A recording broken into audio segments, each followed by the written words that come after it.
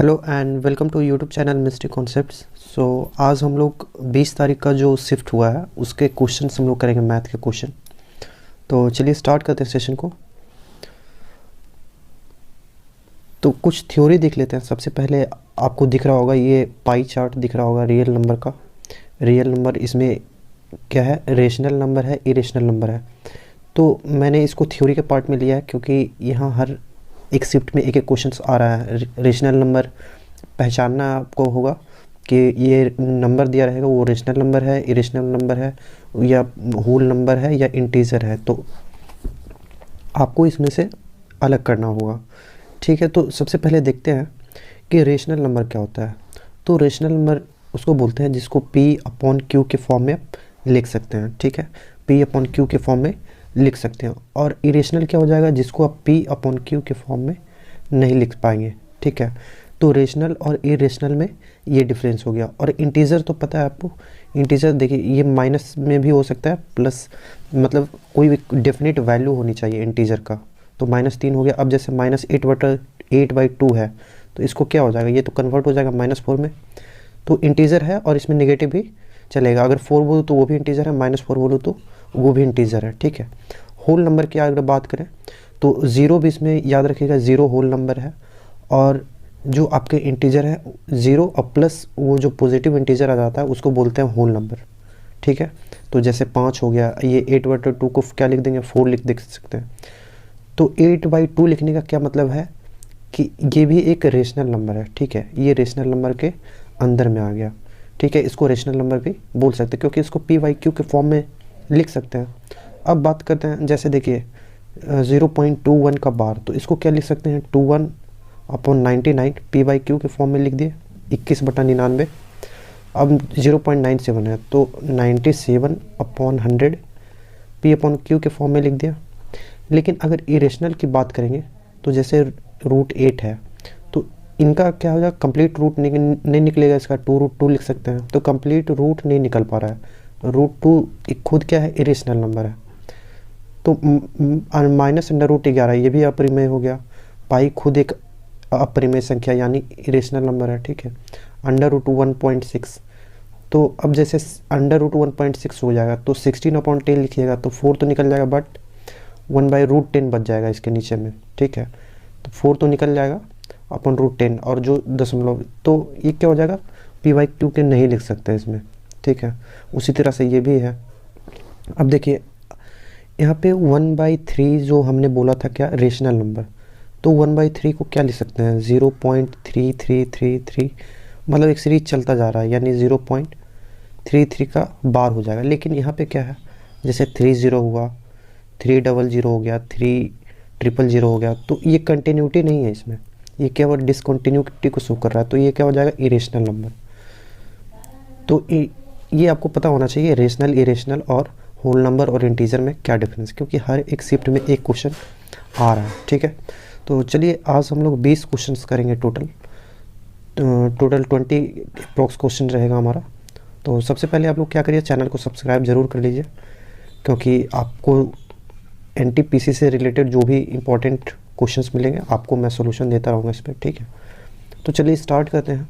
ये 20 जैन का first shift का क्वेश्चन है। तो क्वेश्चन नंबर 1 की अगर बात करें तो 5% की वृद्धि होती है और 5% की कमी होती है, तो उसका प्रभावी मान क्या होगा। 5% की वृद्धि और 5% की कमी हो रही है। तो ऐसे केस में क्या होता है कि हमेशा क्या होता है, x²/100% की कमी होती है। ठीक है, तो x²/100% का कितना हो जाएगा, यानी 5 का स्क्वायर 25/100 यानी 0.25% की क्या हो जाएगी, कमी हो जाएगी। ठीक है, ये फर्स्ट का हमारा सॉल्यूशन हो गया। तो प्रभावी मान क्या होगा, 0.25% की कमी हो जाएगी। हमेशा x²/100 हो जाएगा अगर एक की वृद्धि हो और वही सेम मान का कमी हो जाए तब। ठीक है, अब दूसरे नंबर पे आते हैं। 16x⁴ प्लस 25y² - 40x² का मान होगा यदि x = 5 और y = 2 दे रखा है। तो 16x⁴ यानी 16 × 5⁴ प्लस 25 × y² 2 की पावर 2 माइनस 40 गुने एक्स स्क्वायर यानी 5 का स्क्वायर गुने बाई का मान है 2। ठीक है, तो आपको ये कैलकुलेशन करना होगा। तो आप क्या करिए कि सबसे पहले ये 25 को 5 का स्क्वायर लिख दीजिए। ठीक है, यहाँ देखिएगा 5 का स्क्वायर इसमें भी दिख रहा है, 5 स्क्वायर यहाँ भी है, 5 स्क्वायर कॉमन लेके आप इजीली से सॉल्व कर सकते हैं। ठीक है, तो चलिए सॉल्व कर देता हूँ उसको। 5 स्क्वायर का कॉमन ले लिया तो 16 इंटू 5 स्क्वायर बच गया, और अगले में से 5 स्क्वायर कॉमन ले लिए थे तो 4 बचेगा, माइनस इसमें कितना बचेगा 40 इंटू 2 80 हो जाएगा। ठीक है, तो 5 का स्क्वायर 25 इंटू 16 इंटू 25 और माइनस 76। ठीक है, तो इसके आगे आप कर लेंगे, ये आप कुछ नहीं कैलकुलेशन करना है। ठीक है, तो चलिए क्वेश्चन नंबर 3 पे आते हैं।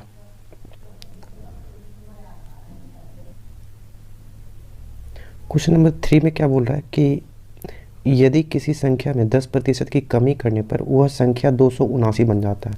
मान लीजिए कोई संख्या होगा 100, उसमें 10% की कमी कर दिया तो वो कितना हो गया 90, यानी 90 का वैल्यू कितना दे रखा है 279। तो आपको बताना है वो संख्या कितना था, तो वो संख्या क्या हो जाएगा 279 बटा में 90 और गुने 100 माना था वो संख्या। ठीक है, तो वो नंबर कितना आ जाएगा 31 यानी 310 310 आ जाएगा वो नंबर, 3 नंबर। ठीक है, ये 3 का सॉल्यूशन हो गया। कुछ नहीं किया, 100 मान लिया था मैंने एक नंबर को, तो उसने बोला कि 10% कमी कर दो तो 90 हो गया, और 90 की वैल्यू दे रखी थी कितनी 279, और 279 को कंपेयर कर दिया 90 से और 100 से मल्टीप्लाई कर दिया, वो एक्चुअल नंबर हमें फाइंड आउट करना था। ठीक है, क्वेश्चन नंबर 4 पे आते हैं। क्वेश्चन नंबर 4 देखिए, अभी जो मैंने आपको बोला कि परिमेय और अपरिमेय आपको सीखना है, तो देखिए उसी टाइप से क्वेश्चन आ रहा है। अब √3 + 1 √3 + √1 का होल स्क्वायर है।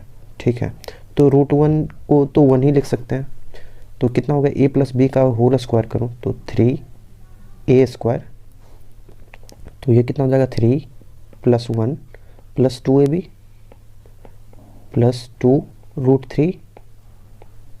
ठीक है, तो ये कितना आ गया 4 + 2 √3। ठीक है, तो ये देखिए √3 का भी √3 क्या है, एक अपरिमेय संख्या है।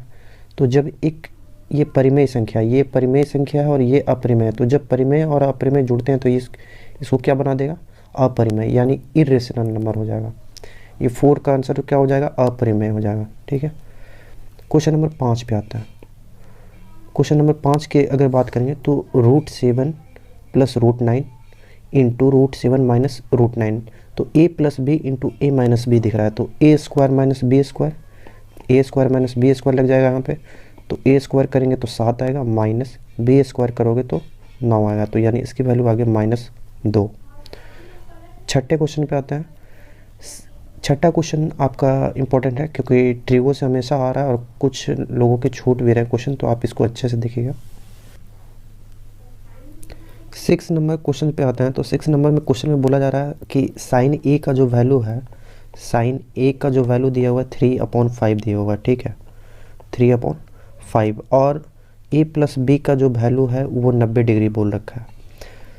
तो एंगल c कितना हो जाएगा, एंगल c भी 90 डिग्री हो जाएगा, क्योंकि टोटल एक त्रिकोण में 180 डिग्री होता है। a + b बोल दिया 90 डिग्री है, तो एंगल c कितना हो गया 90 डिग्री, तो यानी ये कैसा त्रिभुज हो गया समकोण त्रिभुज। तो एंगल c को यहाँ रख दीजिए। ठीक है, ये हो गया a, ये हो गया b। ठीक है, तो अब बोला जा रहा है साइन a का वैल्यू 3/5 है, तो a यहाँ पे है, ये इसके सामने क्या हो जाएगा लंब, तो यानी 3 हो गया और कर्ण हो गया 5, तो 3 4 5 आपको पता होगा ट्रिपलेट बनता है। ठीक है, तो इसका ऑटोमेटिकली वैल्यू कितना आ जाएगा AC का वैल्यू 4। तो अब देखिए क्या बोला जा रहा है tan b का मान, तो tan b का मान क्या हो जाएगा, tan b के सामने लंब होता है तो 4, अब बटा में आधार कितना हो जाएगा 3, यानी P/B। tan क्या होता है परपेंडिकुलर अपॉन बेस, तो 4/3 हो गया। ठीक है, तो क्वेश्चन नंबर 6 हमने कर लिया। तो ट्रिगो में क्या है कि आपको एंगल्स पता होना चाहिए, और जो साइन tan cos क्या होता है perpendicular upon height, base upon height, perpendicular upon base, ये आपको पता होना चाहिए। क्वेश्चन नंबर 7 देखते हैं। क्वेश्चन नंबर 7 में बोला जा रहा है, ये क्वेश्चन नंबर 6 था। क्वेश्चन नंबर 7 मैं यहाँ सोल्व करता हूँ। क्वेश्चन नंबर 7 बोला जा रहा है 400 मीटर की एक लंबी रेलगाड़ी 600 मीटर लंबे पुल को 60 किलोमीटर प्रति घंटे की चाल से कितने समय में पार करेगी। तो यहाँ देखिए ये मीटर है, यहाँ किलोमीटर पर आवर है। तो आपको क्या करना पड़ेगा, या तो इसको आवर में रख लीजिए या तो सेकंड में कन्वर्ट कर लीजिए, ठीक है। तो कितने समय में पार करेगी, तो हमने बताया था S इक्वल टू VT होता है। तो टाइम निकालना है तो क्या हो जाएगा, S अपॉन V, यानी डिस्टेंस अपॉन वेलोसिटी। तो टोटल डिस्टेंस कितना है, टोटल डिस्टेंस की अगर बात करूँ 400 मीटर और 600 मीटर, तो कितना हो गया 1000 मीटर, ठीक है। पुल का और वो जो रेलगाड़ी उसका जोड़ दिया, और स्पीड है 60 किलोमीटर प्रति घंटा। तो किलोमीटर प्रति घंटा को इसको बदल देते हैं, किलोमीटर प्रति घंटा को हमने बदल दिया, ठीक है। यानी ये कितना हो गया 5/80 मीटर पर सेकंड में अब ये कन्वर्ट हो गया। तो आपको क्या करना है, कन्वर्ट कर दीजिए, 6 10 जा 6 3 जा, ठीक है। तो ये हो जाएगा 1000 इंटू 3/50। तो 50 20 यानी 60 सेकेंड इसको लगेगा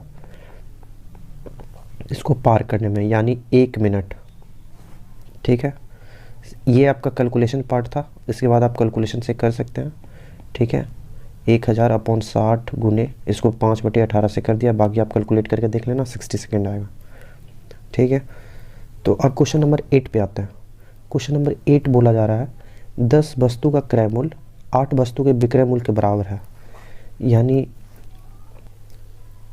10 वस्तु का क्रय मूल्य यानी 10 CP हो गया, 10 CP इक्वल टू 8 SP, ठीक है। SP मतलब सेलिंग प्राइस, CP मतलब कॉस्ट प्राइस। तो अगर मैं CP अपॉन SP लिखना चाहूँ, यानी cost price upon selling price, तो ये कितना आ जाएगा 8/10, यानी CP की वैल्यू है 8 और SP की वैल्यू है 10। तो यानी लाभ हो गया, तो लाभ कितना हुआ 2 रुपये का। तो परसेंटेज लाभ अगर मैं निकालना चाहूँ यानी प्रॉफिट, तो क्या होगा 2 × 100/CP। CP कितना है 8, तो 2 4 जा, और ये 25 टाइम्स कर दिया, यानी 25% का प्रॉफिट हो गया। ये क्वेश्चन नंबर 8 हो गया था, ठीक है। क्वेश्चन नंबर 9 आता है। क्वेश्चन नंबर 9 में क्या होगा 0.23 बार को आपको लिखना है। तो इसको सिंपली आप क्या लिख सकते हैं 23/99, ठीक है। जितने अंक पे बार है उतने 99 लगा देना है, ठीक है। अगर मैं बोलता 0.23, अगर सिर्फ 3 पे बार है तो इसका कितना हो जाएगा, तो 23 माइनस 1 पे बार नहीं है तो 2 सब्ट्रैक्ट कर दीजिए, और अपन 1 पे बार था तो 9 और 1 पे नहीं था तो 0।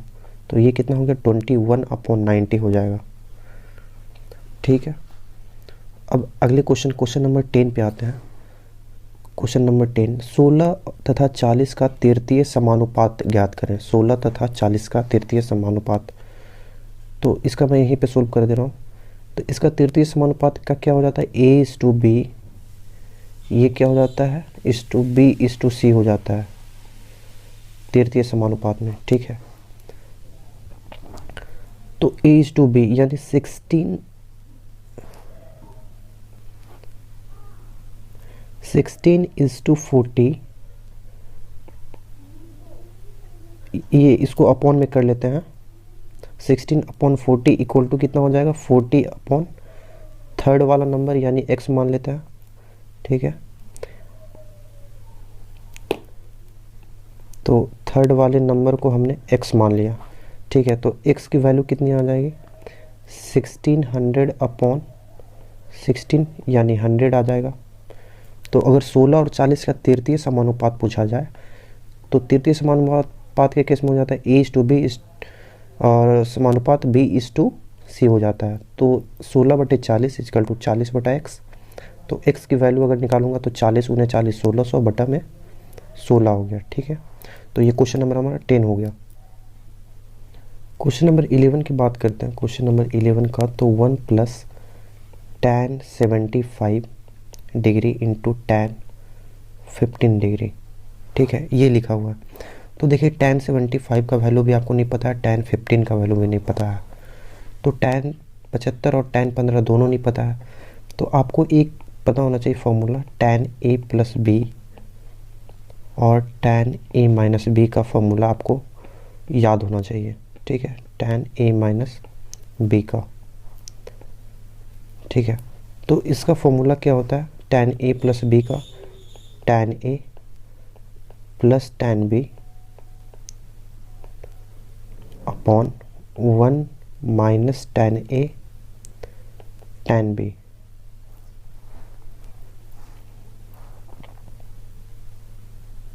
ठीक है। क्या होता है 1 minus tan a tan b, और अगर tan a माइनस बी का अगर फॉर्मूला लिखते हैं तो ये हो जाता है tan a minus tan b upon 1 plus tan a tan b, ठीक है। तो ये आपको फॉर्मूला पता होना चाहिए। तो अब मैं tan 75 को क्या लिख सकता हूँ, 1 प्लस tan 45 प्लस 30, 75 बना देगा क्योंकि 45 और 30 का वैल्यू पता है, इंटू tan 45 माइनस 30 कर देते हैं सेम नंबर को, तो 15 आ जाएगा, यानी tan a प्लस बी और नीचे क्या हो गया tan a माइनस बी। तो आपको दोनों फार्मूला यूज़ करना पड़ेगा और उसके बाद आप वैल्यू निकाल सकते हैं। तो चलिए कैलकुलेट करते हैं, 1 plus tan a plus B, तो tan a plus tan b यानी tan 45 का मान 1 और प्लस tan b का मान 1 अपॉन रूट 3, ठीक है। और क्या हो जाएगा अपॉन में 1 minus tan a tan b, तो 1 इंटू रूट 1 बाई रूट 3, तो 1 बाई रूट 3 हो गया, ठीक है। और इंटू यानी गुना में है, तो ये हो जाएगा tan a minus tan b 1 minus 1 upon root 3 upon 1 plus 1 by root 3। तो बस आपको ये सॉल्व करना होगा। तो चलिए इसको सॉल्व कर देता हूँ कुछ और एक स्टेप और। तो इसको कहते हैं रूट 3 प्लस 1 होगा ऊपर में, अपॉन में नीचे क्या होगा रूट 3 माइनस 1 गुने root 3 minus 1 upon root 3 plus 1, और दोनों से रूट 3 क्या होगा, ये रूट 3 ये रूट 3 कट गया, ये रूट 3 ये रूट 3 एलसीएम कट जाएगा, तो यहाँ से ये क्या गया, ये रूट 3 से ये कट गया, रूट 3 प्लस 1 से ये कट गया, तो इधर बचा 1 प्लस 1, इसका वैल्यू आ गया 2, ठीक है। तो मेन रूप से क्या होना चाहिए था इस क्वेश्चन में कि आपको tan a plus B tan a minus B का फॉर्मूला पता होना चाहिए था, ठीक है। बेटर होगा कि आप क्या करिए फॉर्मूला को रिवाइज कर लीजिए, जिससे आपका क्वेश्चन सॉल्व हो जाएगा, ठीक है।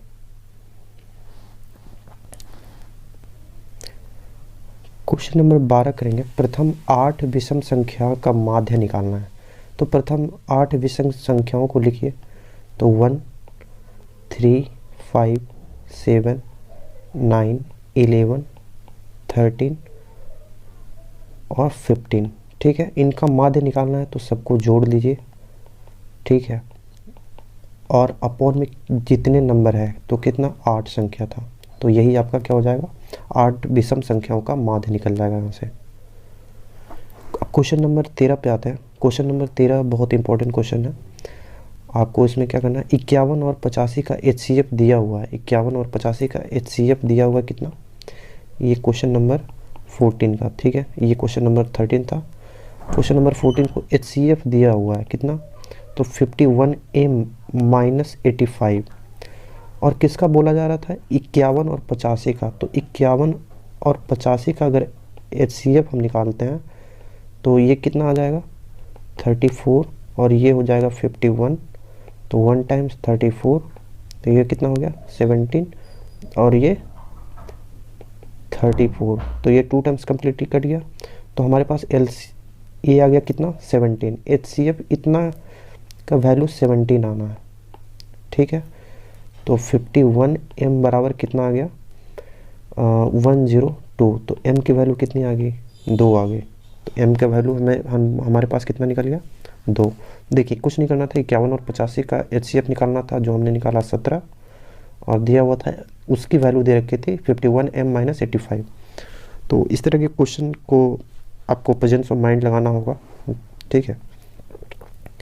क्वेश्चन नंबर 14 पे क्वेश्चन नंबर 14 हमने कर लिया। अब क्वेश्चन नंबर 15 पे आता है। क्वेश्चन नंबर 15 में पूछा जा रहा है माध्य बराबर दिया हुआ है 3 गुने माध्य माइनस बहुलक अपॉन पी। तो पी का मान पूछा जा रहा है। दिया हुआ है माध्य बराबर 3 गुने माध्यिका माइनस बहुलक अपॉन पी। तो यही पी का वैल्यू आपको बताना है। तो मैंने रिलेशन करा दिया था पहले, अगर आप देखे होंगे वीडियो तो आपको पता होगा कि इसका रिलेशन होता है 3 मीडियन बराबर 2 मीन प्लस मोड। ठीक है, यानी 3 गुने माध्यिका बराबर 2 गुने माध्य प्लस बहुलक। ठीक है, तो अब देखिए 3 गुने माध्यिका तो दिया रखा है, 3 गुने माध्यिका, और ये मोड को इधर ले के चले गया, तो यानी कितना आना चाहिए, 2 गुने मीन आना चाहिए। तो पी का वैल्यू अगर 2 रखेंगे तभी 2 गुने मीन हो पाएगा। ठीक है, तो आपको ये रिलेशन आपको याद रखना है, और इससे क्या आ जाएगा, पी का वैल्यू आ गया 2। ठीक है, क्योंकि 3 गुने माध्यिका दे रखा था माइनस बहुलक, ये बहुलक को अगर इधर ले आया 3 गुने माध्यिका माइनस बहुलक हो गया, बराबर 2 गुने माध्य होना चाहिए था। तो पी की वैल्यू कितना रखना पड़ेगा, 2 रखना पड़ेगा। तो ये अच्छा क्वेश्चन था, आपका फॉर्मूला को चेक करा था। ठीक है, क्वेश्चन नंबर 16 इनकम्प्लीट था, तो इसको इग्नोर करते हैं। क्वेश्चन नंबर 17 पे आते हैं। क्वेश्चन नंबर 17 में बोला जा रहा है कि 1600 रुपये का धनराशि था, 1600 का धनराशि था जो कितने समय में 15% चक्रवृद्धि ब्याज की दर से 2116 रुपये बन जाएगा।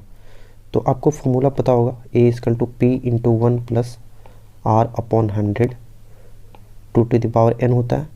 तो इसका दिया हुआ है 2116 रुपये बन जा रहा है, और कितना था मूलधन 1600 रुपये। ठीक है, तो 1 प्लस 15/100 और टू दी पावर कितना हो जाएगा, n तो हमें निकालना ही है। ठीक है, तो इसको अगर मैं डिवाइड करूँ तो कितना हो जाएगा, 4 से कट करते हैं, 4 5 जा 2 और 9। ठीक है, अगर इसको 4 से कट करेंगे तो 400, तो यानी 529/400। ठीक है, और इसको कट करोगे अगर तो 5 3 जा 520। ठीक है, तो ये क्या बना देगा, 23/20 का होल स्क्वायर बनेगा। 529 होता है 23 का स्क्वायर, और 400 होता है 20 का, तो होल स्क्वायर बन गया। और इधर भी देखोगे तो 23/20। ठीक है, और n, तो इसका जब दोनों का बेस सेम हो गया तो पावर क्या होगा, सेम। तो यानी समय कितना लग जाएगा, यानी टाइम हो जाएगा, कितना निकल गया, टाइम हो गया 2 साल में ये क्या हो जाएगा, 2116 रुपये बन जाएगा। तो आंसर हो जाएगा कितना, कितने समय में, 2 साल में। ठीक है, क्वेश्चन नंबर 18 पे आते हैं। क्वेश्चन नंबर 18 पे, किसी सकेंद्रीकृत की अंतः त्रिज्या और परित्रिज्या 14 सेंटीमीटर और 7 सेंटीमीटर, ये बाह्य त्रिज्या होना चाहिए 14 सेंटीमीटर, और एक जो अंतः त्रिज्या 7 सेंटीमीटर है, तो इसका क्षेत्रफल, तो ये कितना हो जाएगा, पाई इंटू बाह्य त्रिज्या का स्क्वायर माइनस आर स्क्वायर। ठीक है, तो 22/7 गुने, देखो R square minus A plus B into A minus B लगा लो, तो 21 गुने 7। ठीक है, तो ये कितना हो जाएगा, 22 गुने 21, यानी ये कितना हो जाएगा, 462। ठीक है, 462 आ जाएगा क्वेश्चन नंबर 18 का। क्वेश्चन नंबर 19 देखेंगे। क्वेश्चन नंबर 19 में बोल रहा है किसी घन का आयतन क्या होगा यदि कुल पृष्ठ क्षेत्रफल 244 सेंटीमीटर स्क्वायर है। कुल घन के कुल पृष्ठ का क्षेत्रफल कितना होता है, 6a स्क्वायर, 6 भुजा स्क्वायर, और ये दे रखा है कितना, 244। ठीक है, तो इसको 6 से काट लो, सॉरी ये तो 6 से नहीं कटेगा, तो 2 से कट कर लेते हैं, तो ये कितना हो जाएगा, 1 2 2। तो a की वैल्यू क्या आ जाएगी, √122/3। ठीक है, ये a का वैल्यू आ गया। तो हमें निकालना क्या है, इसका आयतन, तो आयतन कितना हो जाएगा, भुजा क्यूब। ठीक है, तो इसके पावर में क्या आ जाएगा, 122/3 का पावर क्यूब हो जाएगा। ठीक है, ये हो जाएगा उसका आयतन, भुजा क्यूब। तो अब क्वेश्चन नंबर 20 को देखते हैं। देखिए क्वेश्चन नंबर 20 की अगर बात करें तो a प्लस बी दे रखा है 12 दिन में, b प्लस सी दे रखा है 8 दिन में, c प्लस ए 9 दिन में। तो तीनों मिल के उस काम को कितने दिन में करेंगे। तो इन तीनों का एलसीएम ले लो, तो 72 हो गया, 6, 9 और ये कितना हो गया 8। तो अगर इनको जोड़ते हैं तो क्या हो जाएगा 2 इंटू ए प्लस बी प्लस सी। ठीक है, तो इनका वैल्यू कितना आ जाएगा, ये हो जाएगा 72 अपॉन 9, 6, 15 और 8 23। इन तीनों को जोड़ दो 9। ठीक है, लेकिन हमें क्या करना है, 2 टाइम्स करना है, यानी 2 टाइम्स करेंगे। अगर ए प्लस बी प्लस सी करता तब ये 28 होता। अगर 2 टाइम्स करना है तो ये कितना हो जाएगा, 2 को इधर मल्टीप्लाई करना पड़ेगा। ठीक है, 2 को इधर मल्टीप्लाई कर देंगे तो ये कितना होगा, 4 से 1 जा 418, यानी 36 अपॉन 7 डेज में ये कंप्लीट होगा। ठीक है, अगर इन तीनों को साथ मिलके काम कराया जाए तब।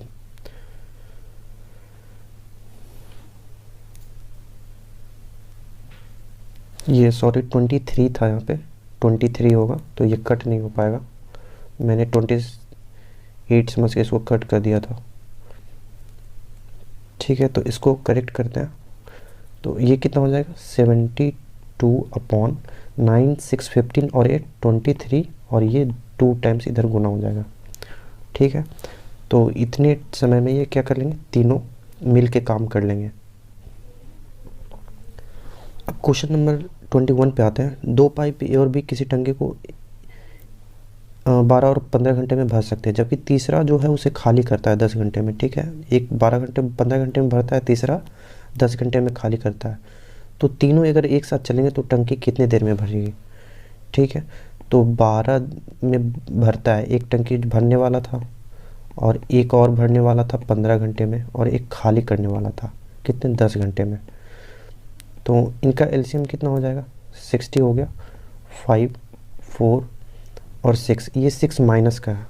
ठीक है, तो अगर तीनों को एक साथ अगर खोल देंगे तो 60 अपॉन 5 + 4 9 और ये माइनस था 6 तो ये 3, 9 - 6 हो गया, तो ये कितना हो गया।